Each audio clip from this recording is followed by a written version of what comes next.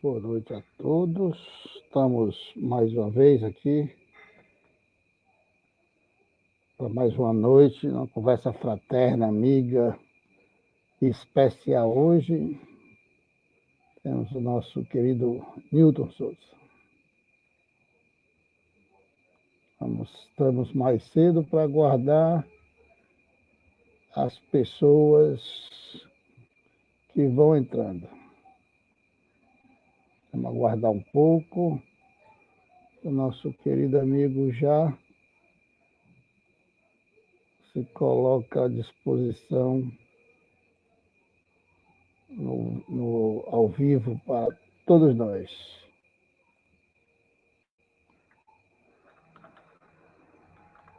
Apenas entrando mais cedo para que as pessoas tenham mais tempo para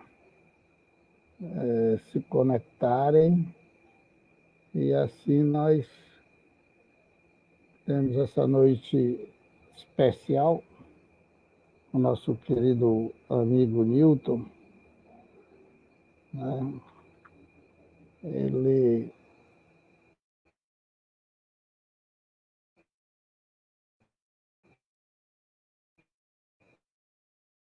é sempre muito bom ouvir, à vontade para guardar. Faça uma pipoca, compra um refrigerante, que vai ser bom. Vai ser muito bom.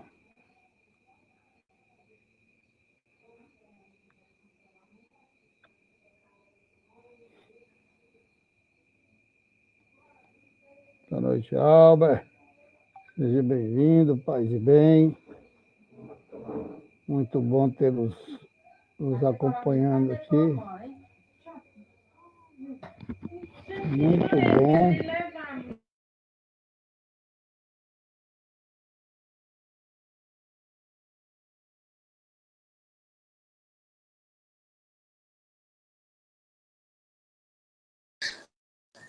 Valeu, irmão.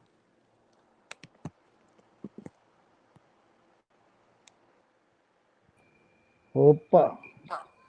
E agora? Oi, meu irmão. Agora sim, agora seu áudio funcionou. Pronto. Ok, deixa eu... Me dá só um momentinho, só um pouquinho, tá? Só um momento. Pronto.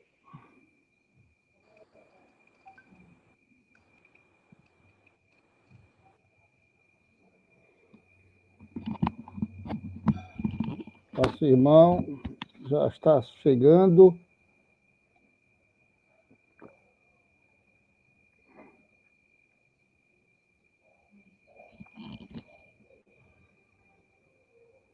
Vamos todos aguardar. Já apareceu aqui.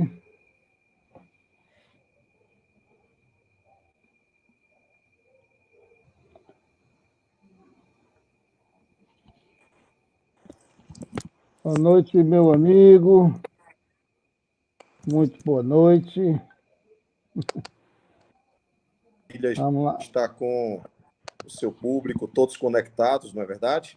É, rapaz, que bom. Estamos aqui todos juntos. Meu irmão, é sempre muito bom lhe ver, né? Sabe, do carinho, do respeito, da amizade que nutrimos pela sua pessoa, a seriedade do seu trabalho nos fascina, né? A sua seriedade no trabalho nos fascina, a ponto de eu dizer para você, pessoalmente, várias vezes já, que o seu trabalho é a prova de que existe vida no mundo espiritual e ela continua. Nós podemos nos comunicar com os espíritos, né? Quem tiver alguma dúvida, é só comparecer no Lá de Clara, né? E ver o seu trabalho no sábado, que sai sem a menor sombra de dúvida convencido. Parabéns pelo trabalho. E quero que você, antes de iniciar, nos diga logo quando é que recomeça, como é que está o trabalho lá no Lá de Clara. Não há uma previsão para o recomeço, não. Especialmente porque acumula muito público, então a nossa previsão em relação ao recomeço das atividades, especialmente das cartas, a gente ainda vai precisar aí pensar numa equação boa de como vai fazer esse retorno. Por isso, a gente seguiu a Federação Espírita do Estado do Ceará com relação ao cronograma que a federação estabeleceu, né? Então, a gente colocou aí outro prazo, 31 de julho.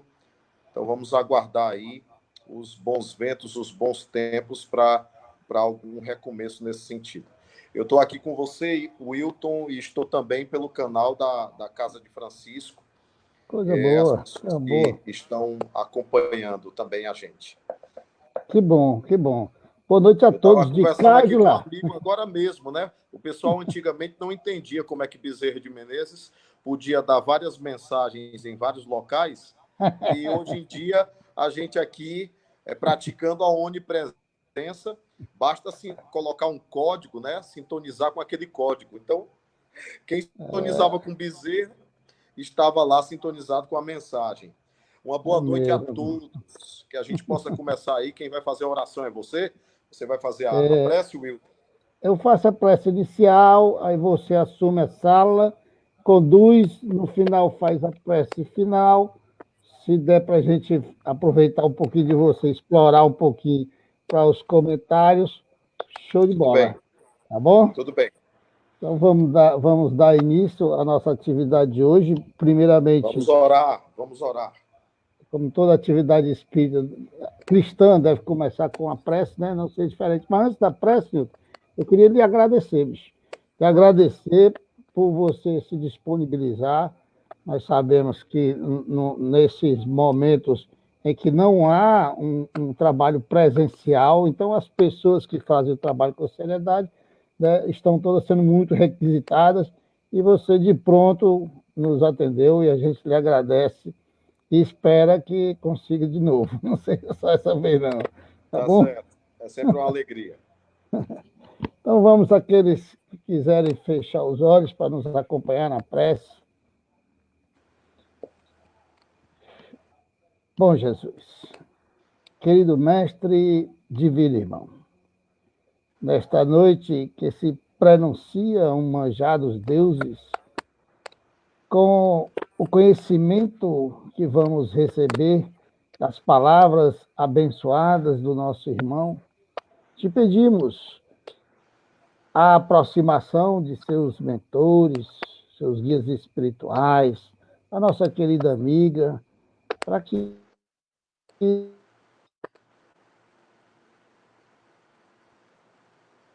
intuído ladrões em nossas mentes, para que a sua fala de hoje sirva como um impulso de força, de fé e esperança para continuarmos no caminho do bem, buscando a prática da caridade e, principalmente, nos tornando pessoas melhores. O bom espírita se reconhece pelo esforço que faz em vencer as suas más inclinações. E é ouvindo, lendo, estudando, aprendendo que a gente consegue vencer algumas dessas más inclinações. Permite, bom Jesus, que todos aqueles que se encontram ligados nesse momento, nesta vibração de fé e esperança, recebam um abraço de seu anjo da guarda, de seus mentores, para que seja mais fácil a captação e a absorção desses ensinamentos.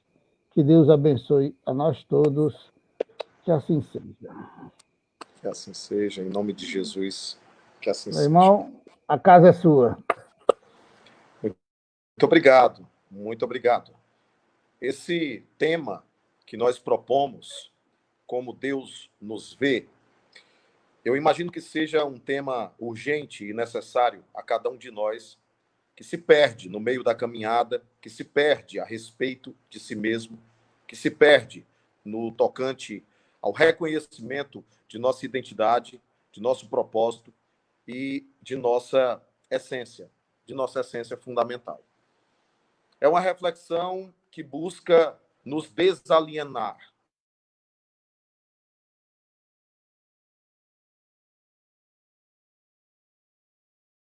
mais ou menos alienados. Estamos todos mais ou menos inconscientes. Estamos aqui, imaginamos que estamos exercendo consciência, mas, na verdade, estamos alienados, sim, em relação à nossa condição espiritual, em relação à nossa natureza espiritual, em relação à capacidade que temos de nos perceber enquanto criação divina. Nós estamos distantes disso, porque esse contato com a estrutura física, esse contato com a estrutura material, esse contato com a estrutura orgânica, o que Allan Kardec pesquisou como sendo o ser do corpo, nas questões 659, as questões 635, quando ele pesquisou a ideia de ser do corpo, ele queria exatamente chegar ao contato com o império instintivo da matéria sobre cada um de nós, o império dos sentidos, o domínio dos sentidos sobre a interface gerencial, ou que pelo menos deveria ser a gerenciadora de todo o nosso processo histórico, espiritual. Na verdade, nós nos deixamos escravizar. A verdade é que alforria verdadeira, libertação verdadeira, seria se nós exercêssemos um verdadeiro gerenciamento sobre nossos instintos, sobre nossos impulsos, sobre nossos vícios, sobre nossa realidade corpórea. O maior exemplo disso na Terra é Jesus. Quando você percebe Jesus caminhando sobre as águas, quando você percebe Jesus diante das mais diversas armadilhas, quando você percebe Jesus sabendo da sua própria imortalidade, pregando a sua imortalidade, falando de sua ressurreição no dia, nós estamos diante do homem psi, nós estamos diante do homem livre, nós estamos diante do liberto, do espírito capaz de gerenciar não só a sua estrutura física, não só o seu próprio corpo. Porque muita gente falava que ele desaparecia de uma hora para outra. Muita gente falava que Jesus escapava. Na Judéia, tentaram, inclusive, matá-lo, mas ele simplesmente não aparecia. Chegaram a perguntar se ele era Elias. Tentaram apedrejá-lo naquela ocasião e ele simplesmente desapareceu. Um homem que tinha gerenciamento sobre o seu corpo físico e gerenciava também o campo celular dos doentes. Um homem, um ser capaz de atuar sobre o DNA dos indivíduos, porque era um coxo de nascença, era um cego de nascença, e de repente ele usava apenas saliva, fazia um lodo, colocava nas pálpebras daquele cego de nascença para reconstituir sua íris, seu cristalino, para reconstituir toda a infraestrutura do olho e, além disso, para reconectar a estrutura do olho ao caráter cerebral, funcional do indivíduo, para que ele pudesse verdadeiramente enxergar o próprio Jesus, enxergar o mundo, enxergar as pessoas em seu derredor. É impressionante, é impactante como é que Jesus conseguiu realizar esses feitos. O homem livre, o espírito livre da matéria, completamente desmazado nesse sentido, atuando sobre a matéria como senhor da matéria. E nós, em nossa grande maioria, não somos senhores da nossa matéria, porque ainda nos deixamos arrastar por nossas paixões, nos deixamos arrastar pelos nossos prazeres, pelos nossos vícios. Os nossos sentidos muitas vezes nos enganam e nos fazem verdadeiros juízes e julgadores da vida alheia. Jesus estava preocupado com isso, na medida em que ele afirmava que era necessário que a gente tirasse primeiro a trave que estava no nosso olho para enxergar o cisco no olho do nosso irmão. Essa figura de linguagem, esse parâmetro que ele usa, essa oposição de metáfora que ele usa, cisco e trave, são desconcertantes.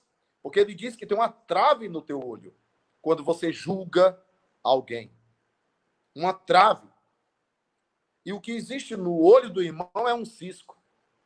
Ele quer dizer exatamente que nós temos, sim, a grande especialidade de aumentar, de ampliar aquilo que enxergamos no outro. A gente tem uma capacidade equivocada de ampliar a falha do outro, o erro do outro. Nós temos essa tendência. A grande simbologia dessa mensagem é poderosa, porque nós temos uma trave. Ele poderia ter invertido e ter dito, tira o cisco do teu olho primeiro para enxergar a trave do teu irmão. Não, ele diz, tira a trave do teu olho primeiro para enxergar o cisco que está no olho do teu irmão. Só assim conseguirás enxergar. Mas é necessário o desafio de tirar a trave. Isso é verdadeiro também para o olhar das pessoas em relação a você. Isso é verdadeiro também para o teu olhar julgador em relação a si mesmo. Há pessoas extremamente rigorosas no auto-julgamento, como há pessoas extremamente rigorosas no julgamento do outro. Praticamos isso ou sofremos isso no cotidiano de nossas próprias existências corpóreas. Como eu dizia a vocês, é necessário liberdade, buscar essa liberdade através do conhecimento espiritual profundo. O conhecimento espiritual profundo haverá de, inevitavelmente, pervagar, ocupar o nosso tirocínio, o nosso raciocínio, a nossa razão, a nossa zona consciente. Mas é necessário que penetre fundo a nossa essência, a nossa alma. Enquanto for só conhecimento, enquanto for só informação, enquanto for só intelectualismo, nada feito, nada realizado. Só há expansão consciencial na medida em que esse conhecimento é capaz de migrar para a intimidade, para os escaninhos mais profundos do próprio ser. Somente aí haverá efetiva transformação. Nos falta transformação. Muitas vezes temos, sim, estudo, temos, sim, conhecimento, mas nos falta o movimento transformador que exige, inevitavelmente, um impulso de nossa própria alma através de uma conscientização plena da nossa realidade. É necessário que nos desalienemos. É necessário que nos libertemos dessas amarras dos sentidos físicos, dessas amarras instintivamente corpóreas. Nós precisamos nos libertar das amarras corpóreas. Mas como fazer isso no corpo? Como fazer isso estando no próprio corpo? Como realizar isso estando no próprio corpo? Precisamos fazer alguns exercícios de desapego. Você sabia que a morte que tanto nós anatematizamos, a morte que tanto nos faz sofrer, a morte que tanto nos faz chorar, a morte de um pai, a morte de uma mãe, a morte de um filho, você já notou? Você já percebeu que a morte, ela tem uma função. Ela tem a função de exercitar em nós o desapego. Não se trata de diminuir nossos sentimentos. Não se trata de dizer que estamos diminuindo o nosso amor pelo outro. Conheci mães que precisavam doer muito, como se quisessem provar que amavam muito o filho. Então, elas costumavam cultuar a dor para demonstrar que amavam.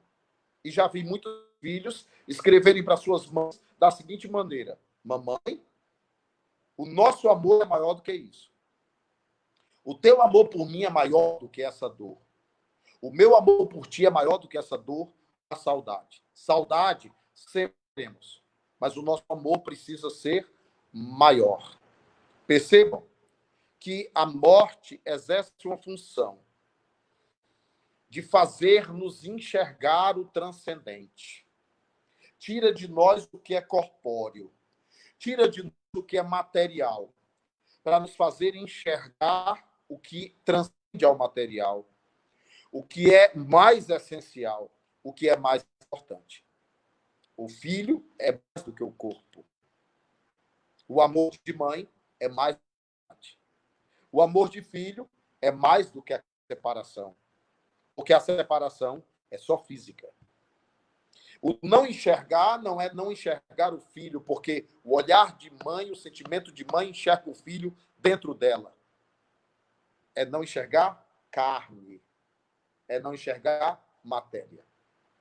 A vida, a dor, muitas vezes, determinadas situações provacionais, a vida arrancando algo de nós, é um exercício de transcendência, para nos fazer perceber essa realidade do que efetivamente somos. Porque nós vivemos muito presos à provisoriedade do que estamos. Ao invés de ser, nós estamos. Ao invés de ser, nós estamos. E nós precisamos exercer a essência.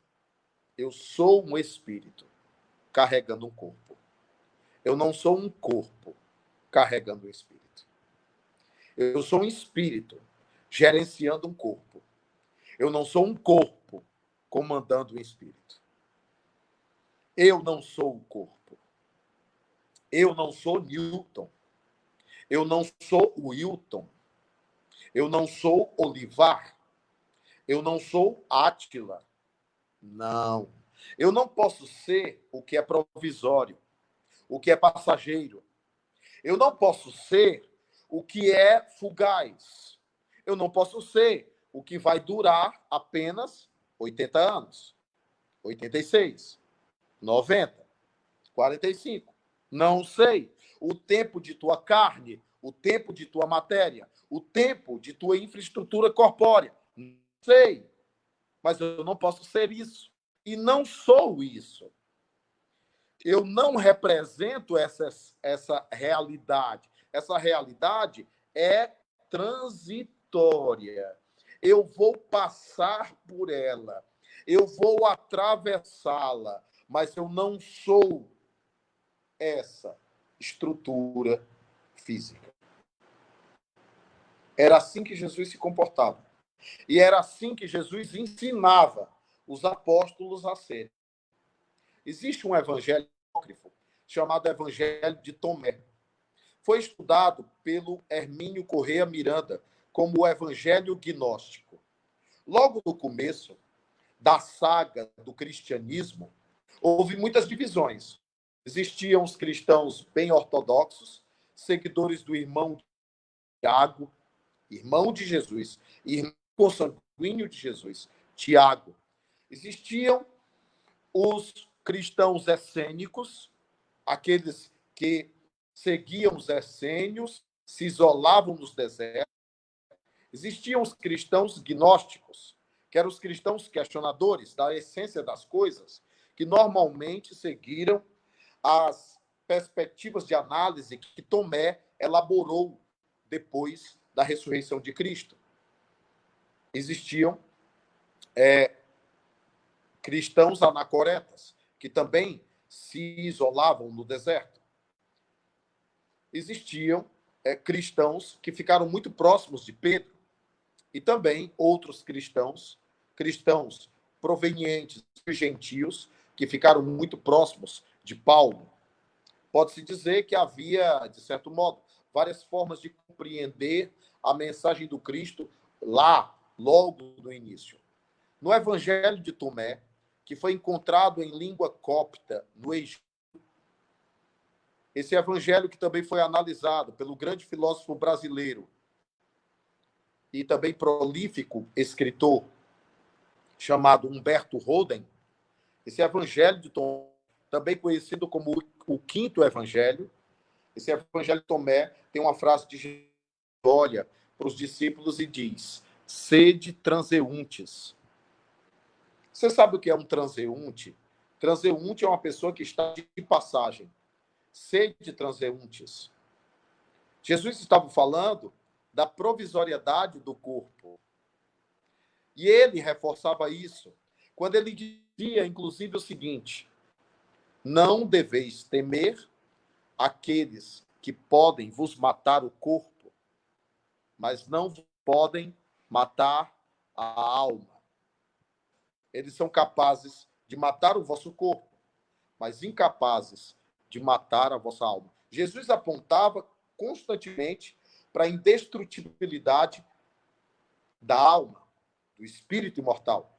Tanto é que muita gente imaginou que Jesus estivesse falando do templo da sinagoga. Você se lembra que Jesus chegou a dizer assim: em 3 dias o destruirei, e em 3 dias meu Pai o reconstruirá.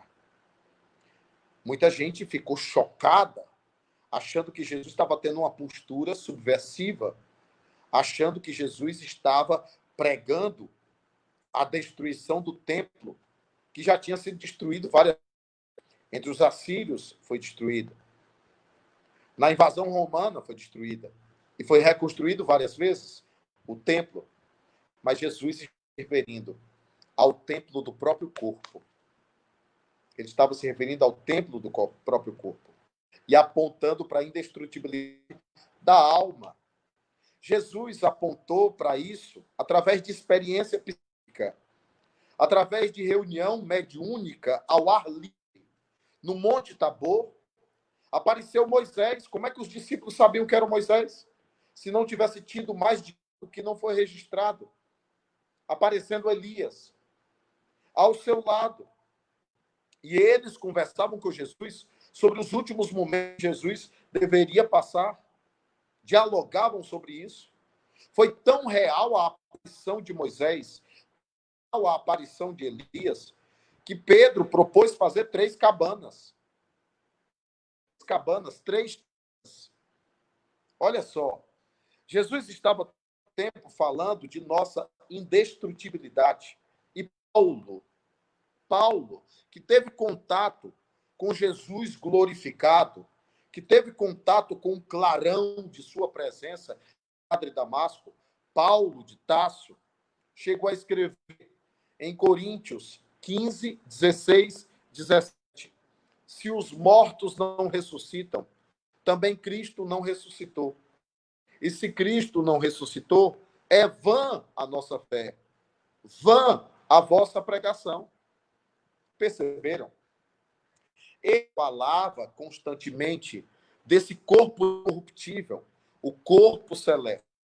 Como Deus vê, como Deus nos enxerga. Vamos agora entrar de cabeça no tema. Como é que Deus te vê? Você acha que ele enxerga essa estrutura física que está sofrendo? O sofrimento da estrutura física não é necessário. Até a alma se convença de que ela não é corpo. Há uma ilusão criada no psiquismo de que nós somos a estrutura física. A dor na estrutura física é como se expulsasse a alma. A dor na estrutura física. Há fenômenos de letargia ou catalepsia, que a alma, não suportando tanto a dor, ela se afasta do corpo a ponto de provocar no corpo a morte aparente.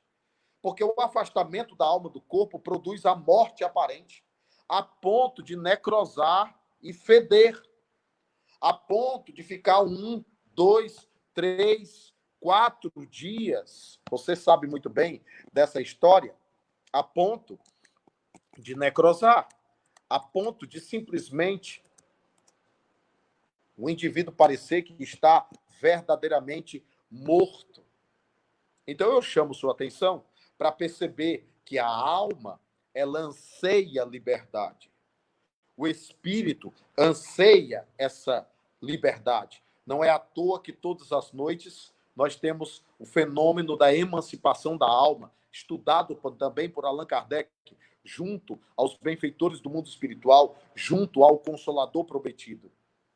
o Consolador prometido por Jesus. Nós dormimos e saímos do corpo todas as noites, ou em todos os momentos que estamos assim, ó, pensativos. Parte de nós se projeta em algum lugar. Se eu ficar aqui pensativo, lembrando de minha mãe, se tiver um médium vidente lá, ele vai me ver lá. Ele vai me ver lá, embora eu esteja aqui. Kardec estudou, no capítulo 8º, Laboratório do Mundo Invisível, Kardec estudou inúmeros fenômenos. Kardec estudou Santo Afonso de Ligório, que apareceu em 2 lugares. Santo Antônio de Pádua, que apareceu em 2 lugares. Significa dizer que nós não estamos presos, acorrentados ao escafandro corporal, ao corpo físico. Nós não estamos presos como escravos eternos do corpo físico. A função da lei de progresso é nos fazer nos libertar. É fazer com que a gente realmente se liberte. Fazer com que a gente possa alcançar outros patamares espirituais. Essa é a grande funcionalidade da nossa existência. É o grande propósito. Mas, já que você valoriza tanto, já que parece que valoriza tanto essa estrutura, já que valoriza tanto o seu status, já que valoriza tanto a sua posição no mundo, já que valoriza tanto o que você é, já que você se apequena tanto, já que você se limita tanto, eu queria falar da tua e da minha e da nossa vulnerabilidade. Vocês já te rejeitaram? Quantas pessoas já te destrataram na vida? Quantas pessoas já te julgaram? Quantas pessoas já te rotularam? Quantas pessoas já te julgaram? Quantos já não te condenaram até? Você já parou para pensar no poder que essas pessoas elas andaram exercendo sobre você? Já parou para imaginar que tua autenticidade, tua real e verdadeira autenticidade deveria ser tentar se ver, tentar se enxergar como Deus te vê? Ah, mas Newton, eu caí. Newton, eu errei.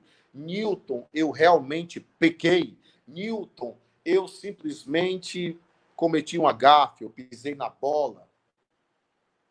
Sim, você é isso? Você está resumido a esse momento?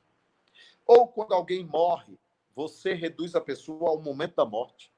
Você se vincula tanto àquela dor que você só olha para o momento que a pessoa morreu e esquece o resto da história dela inteiro. Você esquece o resto da história dela inteiro.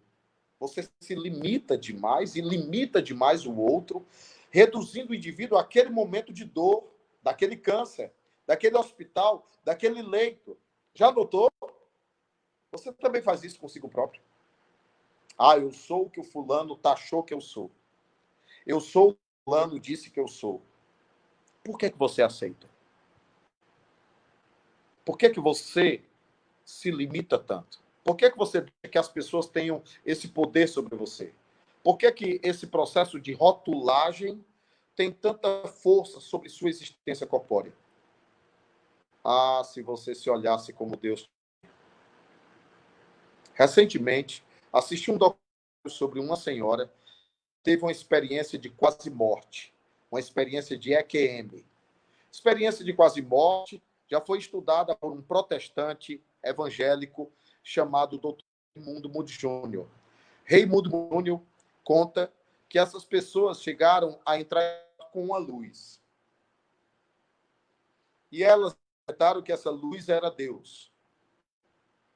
E elas disseram que passava na memória delas tudo que tinham feito de ruim na vida.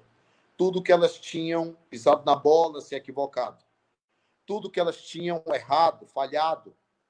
E as pessoas de escolas religiosas mais ortodoxas diziam: todos os meus pecados passaram na minha mente como se fosse uma fita, como se ali eu estivesse diante do juízo.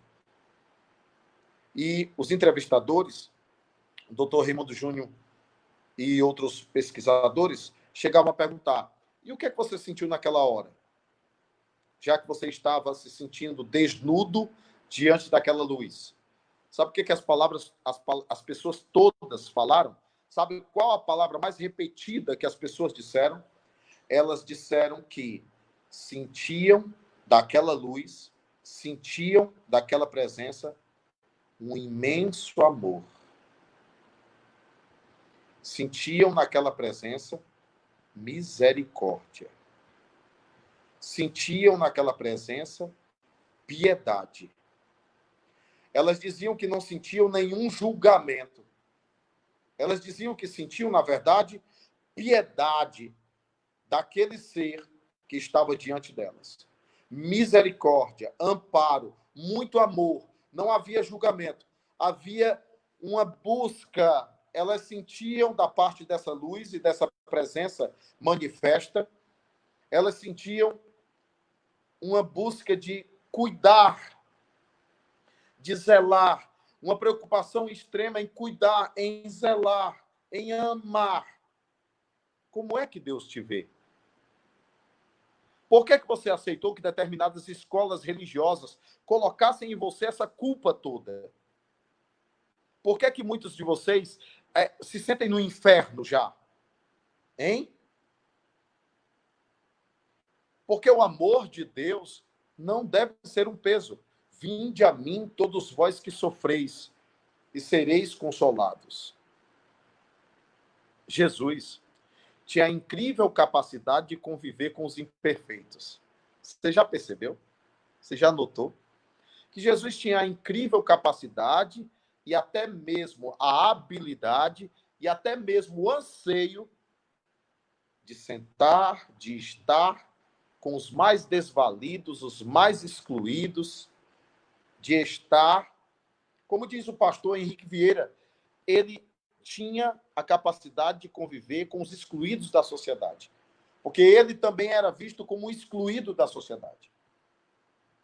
Você também já deve ter notado que ele escolheu pessoas simples, comuns, não escolheu teólogos, doutores da lei, religiosos. Se ele estivesse hoje no mundo, ele escolheria quem? Já parou para pensar? Por onde é que ele andaria? Dentro dos templos?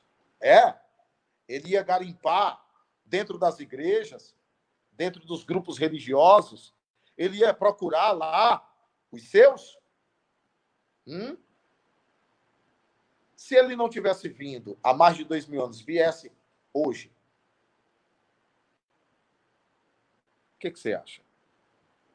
Ele procurou um pescador comum? Ele procurou um publicano, Mateus?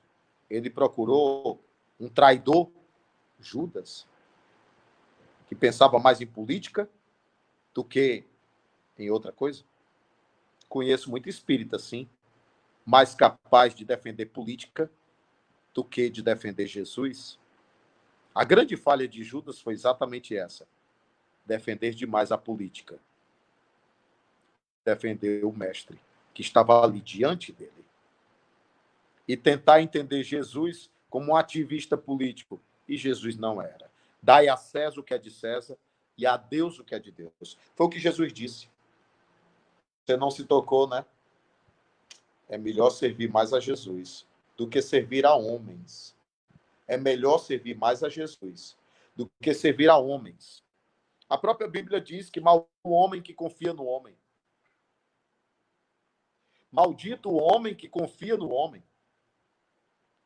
Então o homem estava lá, um ser que manifestava a voz divina através de si, Jesus.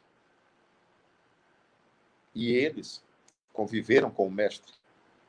E ainda assim, Pedro negou. É incrível a capacidade que Jesus tem de conviver com os imperfeitos. E você se sente aí um excluído, um desvalido. Você é o preferido de Jesus, sabia? Você é uma pessoa que Jesus está procurando. Jesus tem um anseio incrível de reconstrução,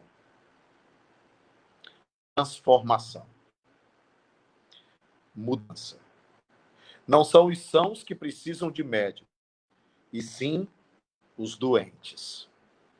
Jesus tem a incrível capacidade de curar os doentes, de cuidar dos desvalidos, de abraçar os excluídos, de conviver com aqueles que são rejeitados pela sociedade. Já parou para pensar nisso? Então, você deveria raciocinar e perceber que é necessário paciência, construir uma verdadeira mudança interior. A mensagem do Evangelho, a mensagem de praxis, a mensagem de prática. A mensagem do Evangelho não é uma mensagem para enfeitar as nossas especulações, as nossas teologias. A mensagem do Evangelho, ela é propositiva de atitude, de ação, e não de teoria. Mas muita gente costuma colocar o Evangelho na teoria, na boca, na palestra, na oratória. Fica bonita na prática. O mundo já não deveria ter se modificado diante de tantos cristãos que existem. Mas uma coisa é usar o crachá, a outra coisa é viver a mensagem. Enquanto as pessoas te falam disso ou daquilo, Deus te vê centelha divina. Enquanto as pessoas te taxam, Deus te enxerga por dentro. Não tenha medo do julgamento de nenhum homem. Deus sabe quem você é. Deus enxerga você por dentro. Deus te conhece mais do que você mesmo. Antes mesmo que fosse feito no ventre de tua mãe, já te vi. Eu já te conhecia. Percebeu? Então, você está diante de uma realidade profunda. Então, nós estamos naturalmente aqui intuídos, não falamos por nós mesmos, nós falamos o que ouvimos, nós ouvimos do mundo espiritual, nós falamos dessa presença que nos emociona e que nos toca, por causa da maneira que Deus enxerga Jesus e da maneira que ele nos faz perceber como deveríamos nos enxergar uns aos outros. Como eu tenho que te amar? Porque você é meu igual. Você também é a centelha divina. Por quê? Por que eu preciso enxergar a sua roupa, sua marca? Por que eu preciso enxergar seu carro, sua casa? Por que eu preciso enxergar você por fora? Essa beleza externa que vai passar? Hã? Por que eu preciso enxergar teu corpo e tua matéria se o tempo vai deteriorar? Então eu queria muito que você percebesse essa inspiração. Fico proveniente de Dom Helder Câmara e que nos inspira essas palavras para que possamos enxergar um mundo mais igualitário, porque a cor da pele de ninguém lhe define, porque a exterioridade de ninguém lhe define, porque não somos um cabelo, uma pigmentação, não somos uma fisiologia, simplesmente. Por que te deixas macular com os julgamentos alheios? Por que os julgamentos institucionais poderiam te afetar se deverias te olhar com a autenticidade do olhar divino? Deus te enxerga com piedade, misericórdia. Deus te enxerga como és e te ama como és. Quantas pessoas passaram pela sua vida dizendo: mas você é isso, você é aquilo, você não mudou para que eu pudesse te amar. Que amor é esse que precisa te modificar para poder ser amado? Não queira esse amor na sua vida. hoje é dia dos namorados, inclusive, se você está exigindo que alguém mude para que esse alguém seja amado por você, o seu amor não é nada. O amor está condicionado. O amor verdadeiro é aquele amor que ama quem é como é. Gosta até mesmo daquele defeito. Acha até engraçadinho. Deus nos ama como nós somos. E encerro falando do espantalho da imperfeição. O espantalho da imperfeição. Uma mensagem de Irmão X chamada O Espantalho da Imperfeição. Muitas pessoas acham que não podem servir, acham que não podem seguir Jesus porque são imperfeitas. Chico Xavier dizia assim: somos imperfeitos, mas queremos ser úteis. Seguir Jesus é exatamente isso. É reconhecer a própria imperfeição e seguir os seus passos no seu evangelho transformador. É se propor o desafio de abandonar o homem velho e adotar uma nova estrada, um novo caminho de verdade e vida. Essa é a ideia. Você precisa olhar para você com justiça. E a melhor maneira de olhar para você com justiça é, de alguma forma, abstraindo como será que Deus me enxerga e me olha. Ninguém me quer, Deus me quer. Todos me rejeitam, Deus não me rejeita. As pessoas me julgam, Deus me enxerga, mas não me condena. Como Jesus, diante da mulher adúltera, disse: eu também não te condeno. Jesus sentou-se ao lado de um traidor, sentou-se ao lado de um negador de sua mensagem, sentou-se ao lado de um cético, Tomé, sentou-se ao lado de um Bartolomeu, abalado por questões emocionais, sentou-se ao lado de um Mateus, de mente objetiva, publicano, contador. E Jesus sentou-se ao lado de Zaqueu, levantou a mulher adúltera. Jesus amava os imperfeitos. Você tem dúvida de quem caminha ao seu lado? Você tem dúvida de quem é o seu verdadeiro advogado? De quem verdadeiramente é capaz de defender você? Por que você deposita tanta confiança nos homens? Wilton, por favor, apareça na tela e me ajude, porque eu quero deixar esses 10 minutos, porque ainda tem a oração final, né? Quero deixar aí para algumas perguntas, mas eu não enxergo as perguntas, viu, Wilton? Certo.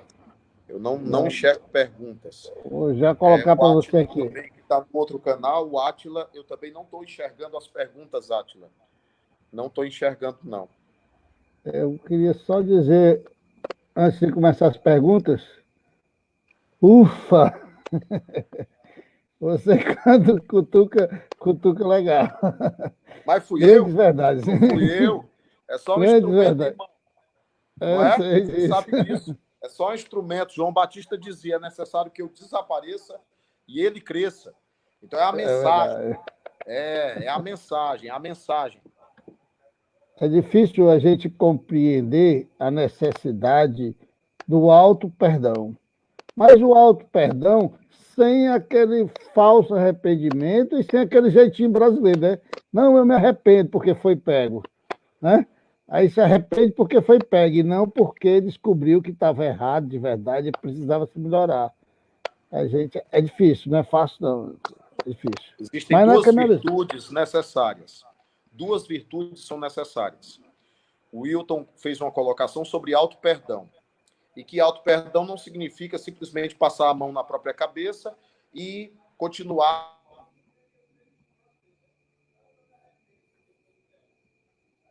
Oh, meu Deus, continue.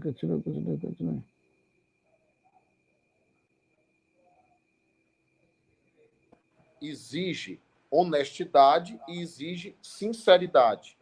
Para se auto-perdoar, eu preciso enxergar verdadeiramente a minha falha, o que eu fiz, os prejuízos que causei. Eu preciso me arrepender verdadeiramente.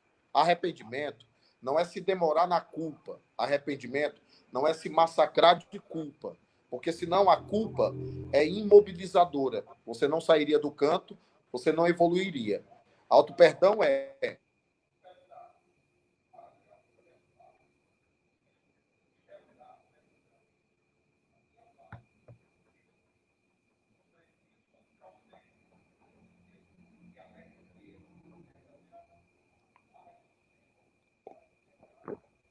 Caiu a conexão do Newton. Vamos esperar que ele volte. Ele é muito bom. Já está voltando.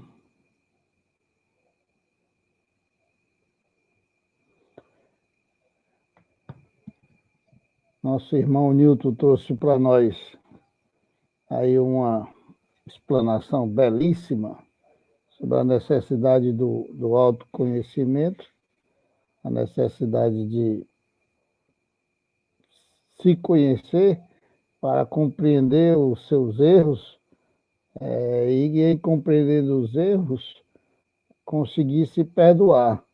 A grande vantagem de se perdoar é porque nós que vamos nos julgar no mundo espiritual, quando retornarmos à pátria espiritual, à nossa própria consciência. Então, se retornarmos à pátria espiritual com a consciência pesada, sem nos perdoarmos, vai ser muito mais difícil a caminhada.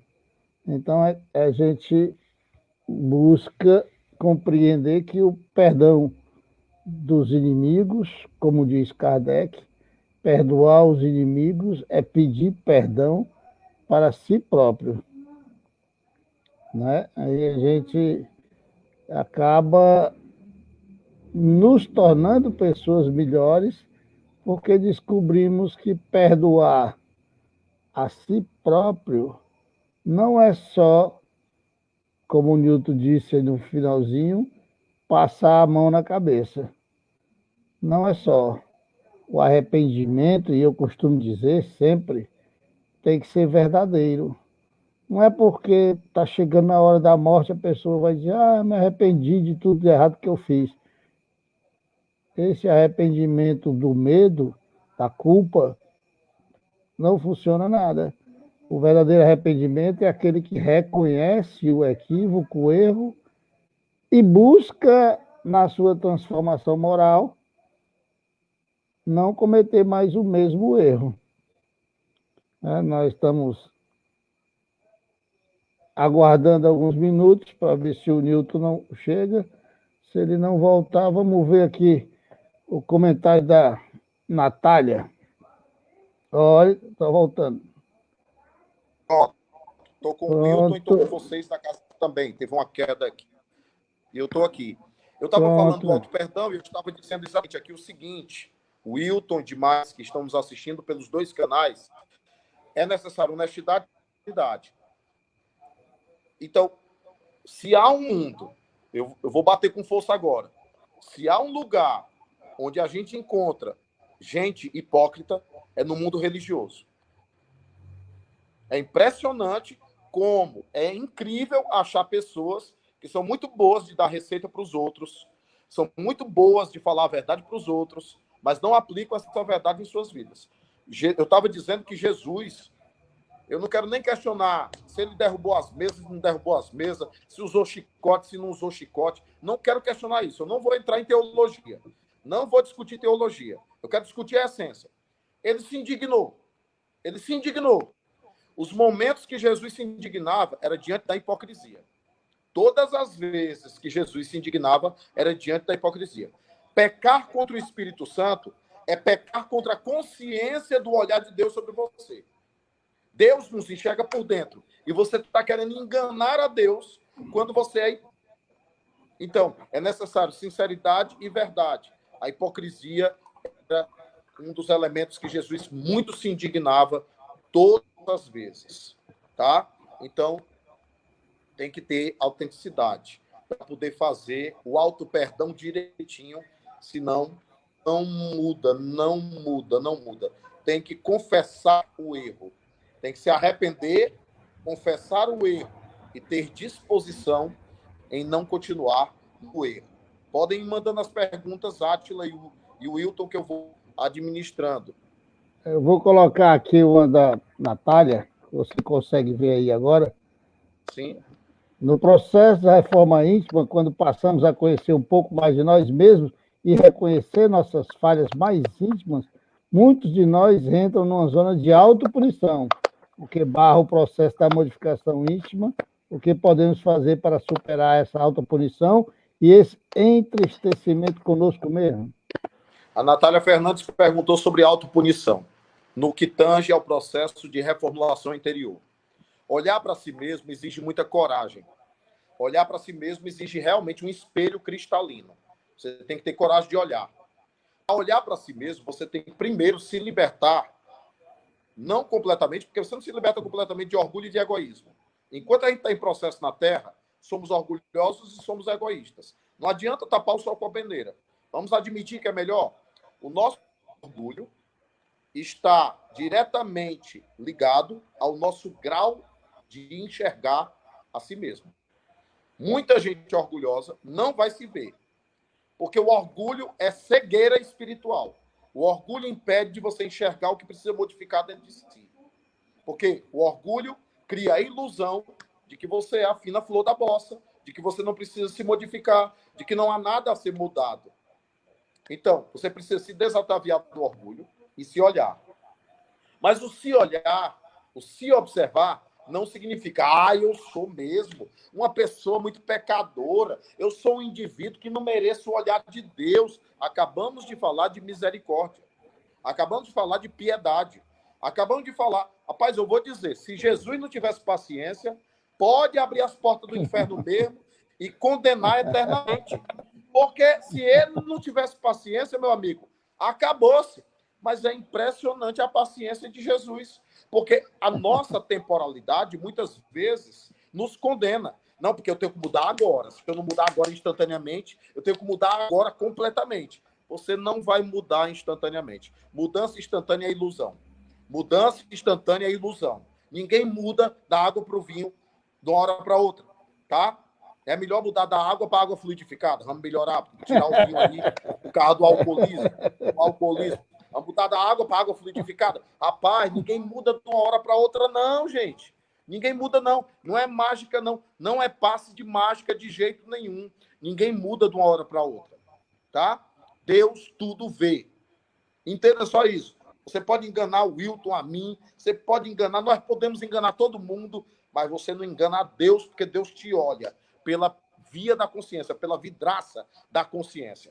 Meibei um dia escreveu, Meibei não, foi a irmã Rosália. A irmã Rosália disse assim, Newton, a consciência no homem é o caderno das leis divinas. É o caderno onde Deus anotou as leis divinas. Mas a consciência também é a vidraça com que Deus enxerga nossas verdadeiras intenções.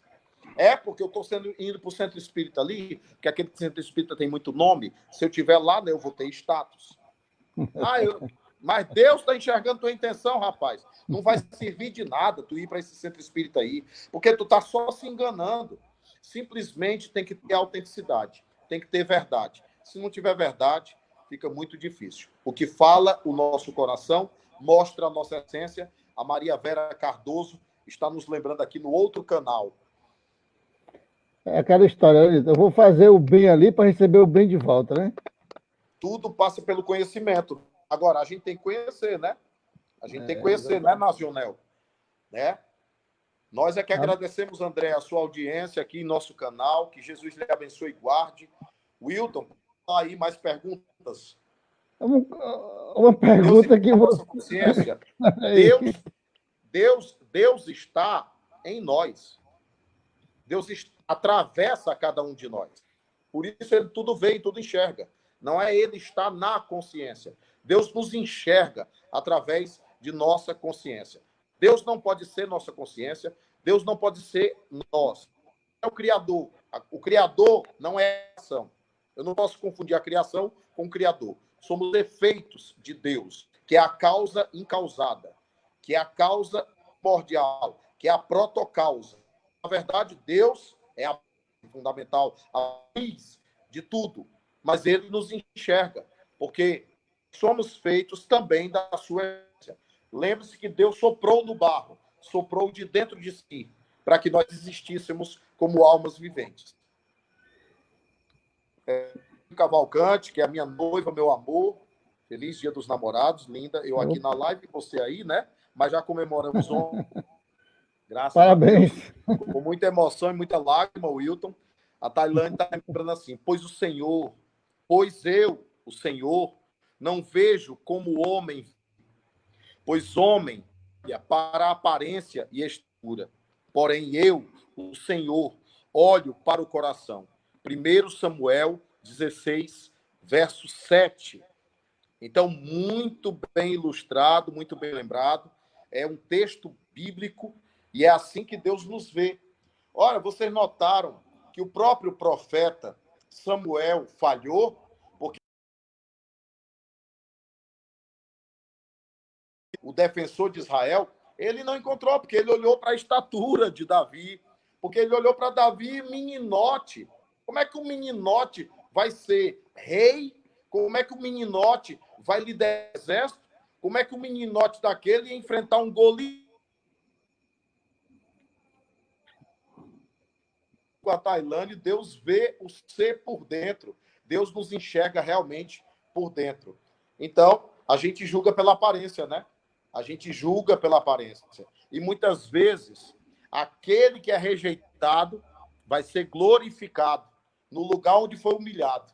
Tem até uma música que diz isso. Tu serás honrado no lugar em que foste humilhado. Então, não se incomode, não, quando alguém lhe humilhar, não, porque Deus haverá de exaltar. Jesus disse: aqueles que se exaltam serão humilhados, e os humilhados serão exaltados.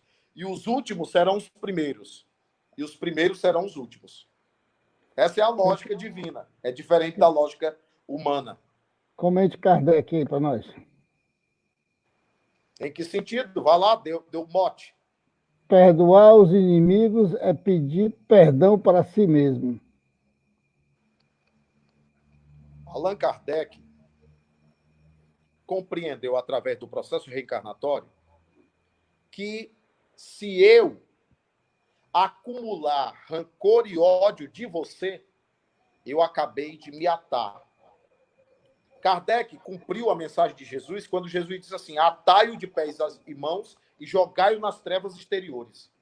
O indivíduo atado de pés e mãos é o indivíduo preso à matéria, é o indivíduo preso às reencarnações sucessivas. As trevas exteriores são a matéria. Nós estamos nas trevas. Todos nós estamos nas trevas exteriores, vivendo a experiência corpórea, atado de pés e mãos, aos nossos karmas. Mas, como dizia Emmanuel através de Chico, somos senhores do nosso amanhã. Nós não vamos ficar lamentando agora que nós somos presos ao nosso passado, porque nós temos o nosso amanhã. Então, na verdade, quando Kardec fala que o perdão é uma forma de liberar a si mesmo, ele está falando exatamente do exercício de misericórdia. Essa pessoa que está errando com você agora, essa pessoa que está falhando com você agora, é um reflexo do que você já foi em outra vida. Você também já falhou em outra vida, igual a ela. Perdoe sempre outra vez, onde a voz do crime ecoe. Há quem faça o que você já fez, por ser ainda o que você foi. Na Tarcísio Lima. Ataúfo Alves, foi Ataúfo Alves que inspirou Tarcísio Lima a dizer essa musiquinha. Perdoe sempre outra vez, onde a voz do crime ecoe. Há quem faça o que você já fez, por ser ainda o que você já foi. Há quem faça o que você já fez, por ser ainda o que você já foi. Obrigado, Iracema Amadeu, pelo seu reconhecimento. Voltando a dizer que a nossa postura de palestrante espírita, evangélico, seja como for, nossa postura tem que ser a de João Batista. A gente se apaga para Jesus aparecer, para a mensagem do Cristo aparecer, para a doutrina aparecer. Com certeza precisamos nos apropriar desse conhecimento na Cleides. Precisamos fazer o conhecimento, torná-lo vivo em nossas vidas. Para o espírita, já não é Solange. Solange, você tem razão, Solange. Realmente, para o espírita é relação, responsabilidade, autorresponsabilidade. Errei e eu preciso cuidar do meu erro. Eu preciso agir. Eu não preciso ficar parado, me massacrando para não ir adiante. Maura, alimento para todos nós. Na verdade, todos nós estamos aqui escutando a mensagem. Pode dizer, Wilton.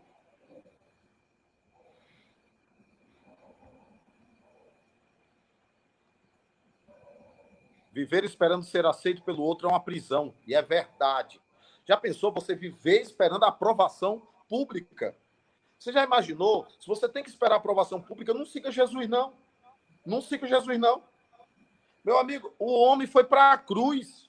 Tu se tocou? O homem foi bater na cruz. Por quê? Porque ele não seguiu a manada, não. Ele não seguiu a massa, não. Ele fez um caminho diferente. Ele fez o caminho dele, o caminho próprio. Ele foi bater na cruz. E é impressionante como tem cristão, espírita, tem muita gente hoje que diz assim, agora eu sou uma pessoa cristã. Então agora eu vou ter os benefícios de Deus, a bênção de Deus. Vai dar tudo certo para mim. Vai dar tudo certo. Meu amigo, Deus vai te testar. Sabia dessa? Deus vai te testar para tu ver se tu é dele mesmo. Deus vai te testar. Conhece a história de Jó? Conhece a história de Jó? A história de Jó. Jó, tiraram tudo, filho, tiraram posse, tiraram propriedade. A mulher ainda jogou na cara dele. Abandona esse Deus. Abandona esse Deus. E Jó disse, não, eu vou continuar amando a Deus, porque eu não devo amar a Deus pelo que ele faz. Eu devo amar a Deus pelo que ele é. Amar a Deus é respirar de onde nós viemos. Mas só se ama a Deus e se ama o próximo. Quem diz que ama a Deus e não ama o próximo, então é melhor a gente dizer, estou aprendendo a amar. Estou aprendendo a amar. Araceli diz que muitas vezes nós aprendemos, não pomos em prática. Temos preguiça espiritual. É verdade. A preguiça espiritual. E tem espírita dizendo assim, na próxima encarnação, vai, espera a próxima. Já ouvi isso aí, viu? Eu vou errar nessa. Na próxima eu resolvo. Aí temos aqui uma figura ilustre, parabenizando aqui a gente, o nosso querido professor Corrêa, parabenizando pela temática, pela exploração tão rica de amor e a ortodoxia do Cristo. Muita saúde e paz. José Corrêa, nosso abraço, querido. Vamos caminhando. A caminhada é longa e infinita, na verdade. A caminhada é longa e infinita. Nós que agradecemos, Andréa Benevides. Você deu uma palavrinha sobre AQM, mas falou bem pouquinho, né? Sobre uma experiência de quase morte. Nós amanhã vamos ter uma palestra sobre experiências fora do corpo, com um cidadão estudioso, né? Eu queria que você falasse um pouquinho sobre isso aí, nessa conceituação que você está fazendo aí. O doutor Raimundo Moody Júnior está se perguntando aqui para o outro canal, está perguntando sobre EQMs, experiências de quase morte. Pessoas que entram em estado de coma e têm experiências fora do corpo. Ouvem o médico dizer, nós o perdemos. Ouvem o médico dizer, traga o fibrilador. Se sentem suspensos no ar. Se sentem levitando. Viajam através de um túnel. Eu estou descrevendo o que estatisticamente todos eles falam. Viajam através de um túnel. Encontram jardins, paisagens, encontram construções, encontram bisavós, tataravós, encontram esse ser de luz, que pode ser o anjo da guarda, pode ser o próprio anjo da guarda da pessoa, e ela interpreta de outro modo. E muitos deles sentem uma sensação de leveza. Eles descrevem sensação de leveza, ausência total de dor, euforia, entusiasmo, e muitos deles dizem que querem ficar lá. Aí um pai, uma mãe, um tio, um primo, um amigo diz assim, não chegou sua hora. E normalmente quando diz assim, não chegou sua hora, bum, eles voltam para o corpo. Existem relatos que é impossível a pessoa ter registrado o que o médico disse. A pessoa estava em coma há 3, 4, 5, 3 meses, 6 meses. Tem casos de coma de anos. E o indivíduo relata situações que aconteceram. Então, é uma linha de pesquisa que aponta para a evidência e comprovação da imortalidade da alma. É a ciência chegando lá, né? Isso é muito bacana. Direito a mais uma pergunta para a gente encerrar. Ah, então essa vai ser minha. Essa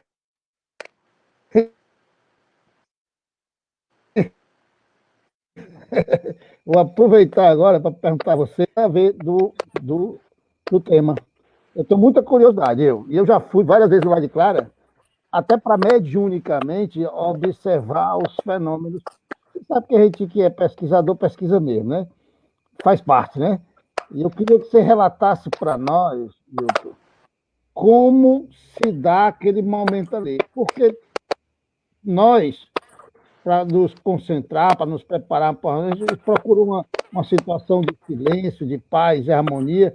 E eu acho extremamente legal que você está lá e faz o seu trabalho e parece que o que está ao seu redor não existe para você naquele momento. Então, como é que você consegue esse estado de transe para se separar ali? Bom, o doutor Cajazeiras, inclusive, me apontou isso como um dos grandes inconvenientes. Ele falava que a influência do meio, Kardec estudou a influência do meio. A questão é que existe no transe um processo em que a cerebração não é minha. A mensagem, ela não está se processando a partir das minhas sinapses cerebrais. Se usarem um aparelho, colocarem um aparelho em mim, ele não vai registrar raciocínio, porque eu não estou raciocinando para produzir a mensagem. Eu estou escutando as pessoas conversarem, eu estou escutando o palestrante, eu sei dizer se o palestrante foi bem ou foi mal, que erro crasso doutrinário ele cometeu. Eu tenho transe consciente e psicografia semimecânica. No caso, esse transe se processa em outras áreas psíquicas que permeiam o mecanismo da mediunidade. Então, eu aprendi a me condicionar, a me concentrar com barulho. Fantástico. Tem médium que só consegue no silêncio.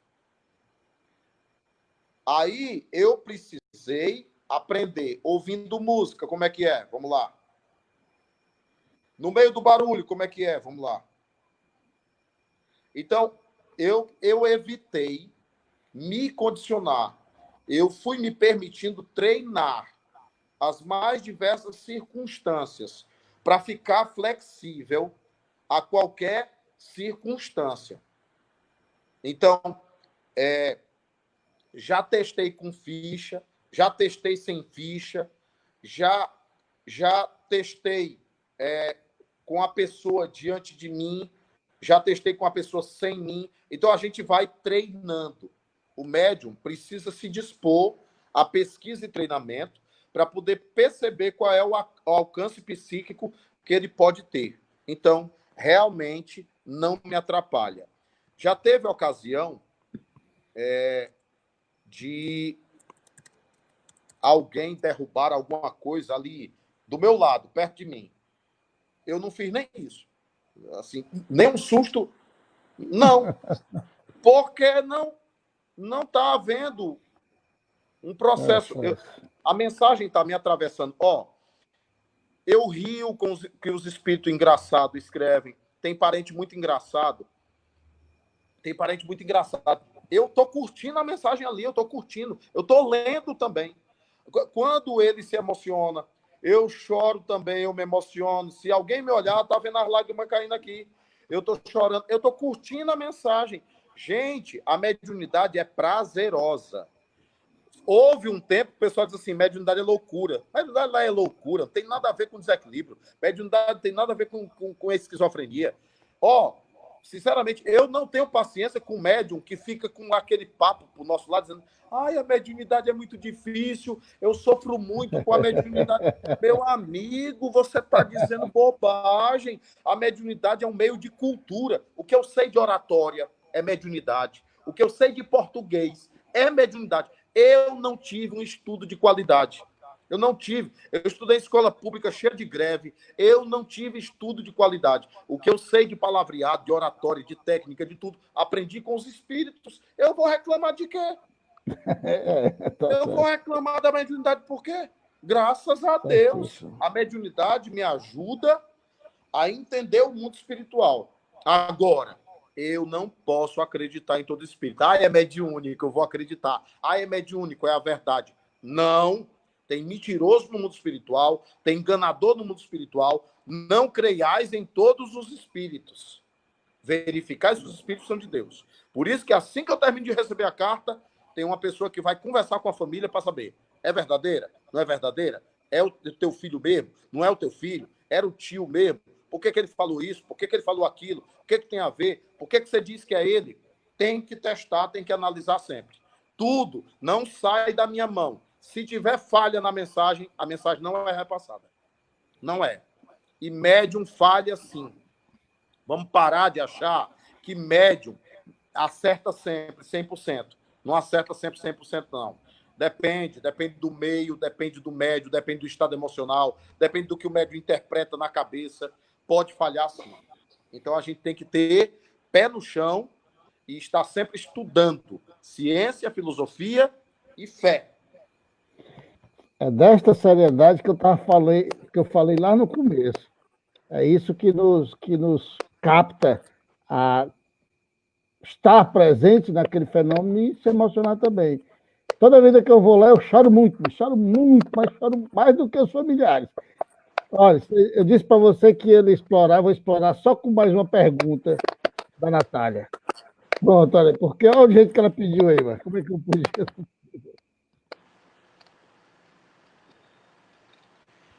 A Natália Fernandes, a Natália Fernandes está perguntando sobre a irmã Rosália. Eu queria dizer que domingo, Wilton. Aí, Wilton, propaganda, ó, Wilton, propaganda, ó, propaganda. Eu queria dizer que domingo eu vou estar falando sobre os bastidores das cartas consoladoras. Bacana. Eu vou dizer coisas que ninguém sabe. Eu vou dizer coisas, Bacana. eu vou dizer inconvenientes, eu vou dizer falhas, eu vou dizer erros, eu vou dizer coisas que as pessoas não sabem que acontece nos bastidores das cartas.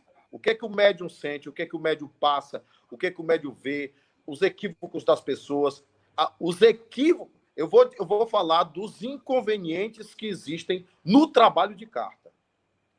Bacana. O médium vai ter que conviver com determinado tipo de problema quando ele começa a exercer trabalho de carta consoladora. Não tem só a parte linda, não. Tem a parte chata. Tem parte chata. Eu vou revelar tudo isso no domingo, às 10 horas, no canal da Casa de Francisco, os bastidores das cartas consoladoras.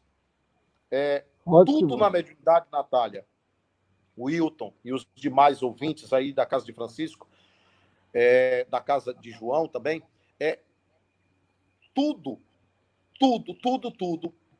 na mediunidade tem que ser espontâneo. Quando eu falo de espontâneo, o Newton foi atrás de ser médium. Não, o Newton fez um curso de mediunidade para ser médium. Não fiz. Nunca fiz. Eu estudei livro dos médiuns, eu estudei depois. Porque a mediunidade se manifestou primeiro, depois é que eu fui atrás de entender. Então, meu conselho a todo mundo, não vá atrás de querer ser médium. Não vá atrás de mediunidade. Deixe que ela se manifeste espontaneamente. Se tiver, ela vai aparecer. Porque Allan Kardec só se dirige aos médiums ostensivos. O que ele chama de médium é o ostensivo. Não é o médium só natural, não. Tem um médium natural e tem um médium de tarefa, de compromisso. Ele falava do médium ostensivo. Ele ainda dizia assim, médium positivo. Quando ele usava o termo médium positivo, não é o médium que pratica autoajuda, não. Não é otimismo em gotas, não. O médium positivo era o médium comprovado. Era o médium de evocação. Era o médium para evocação. Ele chamava de médium positivo. Então, deixe que a mediunidade se manifeste naturalmente. Irmã Rosália me apareceu primeiro aos 14 anos de idade. Foi através de um desdobramento do corpo físico. Eu saí do corpo e a vi, mas ela não se identificou. Depois, ela apareceu só aos 22. Ela apareceu aos 14, depois ela apareceu aos 22. Desde os 16, eu treinava psicografia. Desde os 16, eu recebia psicografia. Carta, não. Psicografia esparsa. Recebia psicografia. Desde os 16 até os 22. Quando ela aparece aos 22, aí aos 22, ela começa a imprimir o exercício mais sério. Mandou eu queimar tudo que eu tinha recebido. Mandou eu jogar no lixo tudo que eu tinha recebido. Eu achava até uma psicografia bonitinha. Mas eu tive que jogar no mato. Joguei no mato. Aos 22, não mudava estilo. Tudo que eu recebia vinha no mesmo estilo de escrita, mesmo estilo literário, mesmo estilo. Era a predominância da irmã Rosália na direção do trabalho. Aos 26, começou a mudar os autores. Começou a mudar estilo. Quando via um espírito era de um jeito, quando via outro espírito era outro palavreado, quando via um jovem tinha lá gíria, quando via... Aí começou a mudar estilo aos 26. Carta, eu só fui receber em 2010. Nós estamos em 2020. Nós estamos em 2020. Receber carta em 2010. Entendeu? Eu tinha 36 anos. E tem médico querendo receber carta já no começo. Carta é uma especialidade. Nem todo médio psicógrafo é médio de carta. Mas eu não vou falar não, porque tem a live domingo. Então, façando essa prece aí, meu irmão, agradecendo a você por maravilha que é. Sempre lhe ouvir é sempre maravilhoso. Que pena que tem que acabar, né? Tudo que é bom tem que acabar. Então, faça a nossa prece aí, meu irmão, por favor.